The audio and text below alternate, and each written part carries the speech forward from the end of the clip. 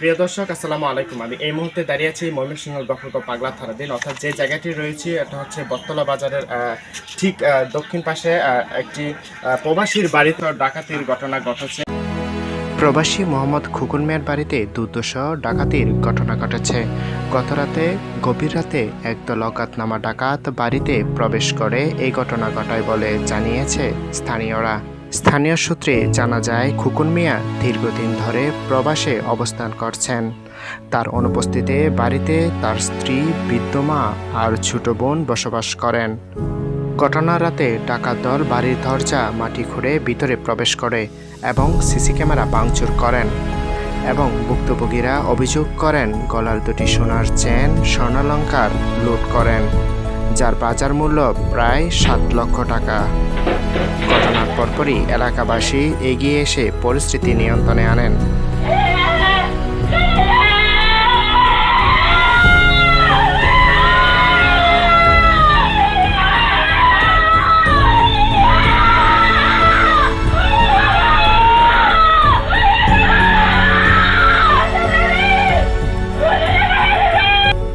তবে এ ব্যাপারে ভুক্তভোগীর পরিবার বলেন, পাশের রুমে আমার এক বাসায় থাকি, শাশুড়ি এবং মেয়ে দুজনের সাথে, এবং হিম দিয়ে মাটির রুম থেকে হিম দিয়ে সব কিছু লুটপাট করে নিয়েছে। এবং কি স্বর্ণ অলংকার ছিল, আমার মেয়ের গলায় চেন ছিল, আমার শাশুড়ির গলায় চেন ছিল, কানে দুল ছিল, এবং সব স্বর্ণ অলংকার নিয়ে লুটপাট করে নিয়েছে। এবং পুনরায় আবার পরের দিন রাত্রে আবার আমাদেরকে হামলা করার জন্য আসছে। আমরা সবার কাছে বিচার চাই যে থানায় কোনো চিঠি বা আবেদন করেছেন?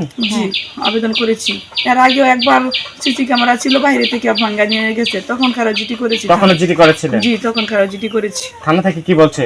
থানা থেকে বলছে যে দেখতেছি চেষ্টা করে। এবং দর্শক, যেমনটা বলছিলেন একজন ভুক্তভোগী খুকন অর্থাৎ ওনার স্ত্রী কাছ থেকে শুনতে পারলেন যে আসলে যারা দুর্দশ যে ডাকাতির ঘটনা ঘটেছে, এটা কিন্তু প্রথমবার নয়, ইতিপূর্বে কিন্তু বেশ কয়েকবার হামলা হয়েছে। যেমনটা বলছিলেন ভুক্তভোগী, অর্থাৎ ভুক্তভোগী যারা কয়েকজন রয়েছেন তাদের কাছ থেকে জানার চেষ্টা করব। প্রিয় দর্শক, যিনি ভুক্তভোগী রয়েছেন, ভুক্তভোগী অর্থাৎ খুকন, ওনার মার সাথে কথা বলবো। যিনি রাইতে বসছি, আয়া হাজার যখন খাওয়ারটা ফটোরায় উঠছে, তখন আমি মুসু টাঙ্গাইছি হয়, আমি তো কেডা তুমি হয় জোর মারা 2 জায়গা উঠে তৈরি করে উঠে হারে গলার মধ্যে দাও ধরছে, আর টাইনি আমার গলার চেন আছেন, কানও দেওয়ার আছেন, আমার নাতির গলার মধ্যে চেন আছেন, দাও দইরা হাইরা খালি করে সব খালি এমনি করেছে। আর কাইয়া দাওটা দই রাখছি, দাওয়ের তলে থই ওই আমি খালি হারুন দে তাহের রে গলা বাজাতে যখন ডাক বাস শুরু করছে, তখন তারা বাড়িছে। আপনাদের বাড়িতে তো কোনো পুরুষ থাকে না? না, কোনো পুরুষ, আমার এক তোলা আরেক বাড়ি করছে, আর ছোটবেলা আমার বাইরে বিদেশ থাকে, প্রবাসে? বিদেশ থাকে প্রবাসে। এটাই প্রথমবার নাকি এর আগে হয়েছিল ঘটনা? আরেকবার চলছে, আর কয়বার চলতেছে, আমি তো করতেছে। আমি বড় ভাই, এই স্যার যে বড় পরে এই অবস্থা যদি দেখাতে পারে, কোনো বিচার না, সালিশ নাই, কোনো কিছু নাই। তো যারা চুর যারা তারা বিচার হোক, কোনো বিচার নাই দেশ। আর কেরা মনে আর কিছু কইতে হতো জানবেন, আমাকে তো সবই লয়ে গেছে। আমরা আইনের কাছে গেলে ঠিক মতো আমরা পাই না, কোনো কিছু পাই না। এরপর আগে একবার জিটি করছি, পরে ওখানে আবার জিটি করছি, এরপরেও কালকা তারও গাছ ইনকার করে থেকেছে। আমরা চেষ্টা করে দেখতে দিই কি করা যায়। তো এইভাবে কি ভাই আমরা বাঁচুম? আমরা তো করে আমার মাইরা থেকে যান ভাই, আমার আর ভিডিও সিডিও আর কি করবানি। আর আমার তো সবই লয়ে গেল, এখন ভাই যে কোনো মুহূর্তে আমরা আঙ্গরে মাইরাল তারে। প্রিয় দর্শক, যেমনটা বলছিলেন আসলে ভুক্তভোগীরা তারা কিন্তু আসলে এটার আইনের কোনো সুরাহা না পাওয়ার ফলে অনেকেই কিন্তু বলছেন যে আসলে তারা অস্বস্তি প্রকাশ করছেন। খুব কষ্টে আছি, বা এলাকার লোকজন খুব কষ্টে আছে। এখানে দেখার মতো কেউ নাই, প্রতিনিয়ত চুরি ডাকাতি হইতেছে। এখানে চোর ডাকাত আমরা চিহ্নিত, আমরা চিনি কে বা কারা এসব করে, কিন্তু এখানে দেখার কেউ নেই, বলার কেউ নেই। আমরা মনে করি যে প্রশাসন এখানে চিরুনি অভিযান চালায় সবাইকে ধরলে আমরা এটা ভালো কিছু নিরাপত্তা আমরা চাই আর কি আপনাদের কাছ থেকে। কিছুদিন পরে পরে এই বাড়িতে দেখাতে হয়, কিছুদিন পরে পরে এই বাড়িতে হয়।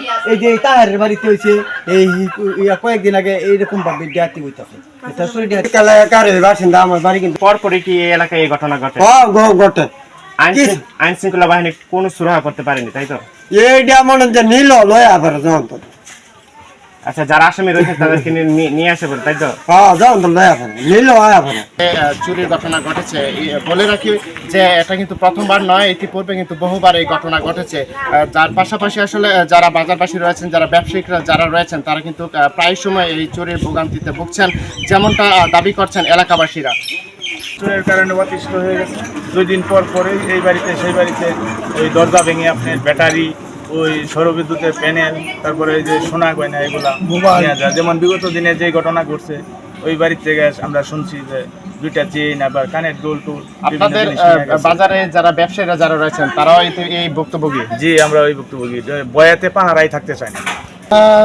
জাতীয়বাদী বিএনপি পক্ষ থেকে আমরা মাদক এবং সন্ত্রাস চুরি ডাকাতি নির্মূলের জন্য প্রতিশ্রুতি জনগণে দিয়েছিলাম। কিছুদিন পূর্বে আমরা এলাকাবাসী 200-300 লোক নিয়ে চুরি ডাকাতি বাড়িতে আমরা অনেক হামলা দিছি। তখন আমাদের সাথে প্রতিশ্রুতি করছে এলাকার মধ্যে চুরি ডাকাতি বন্ধ করবো, আর চুরি ডাকাতি হবে না।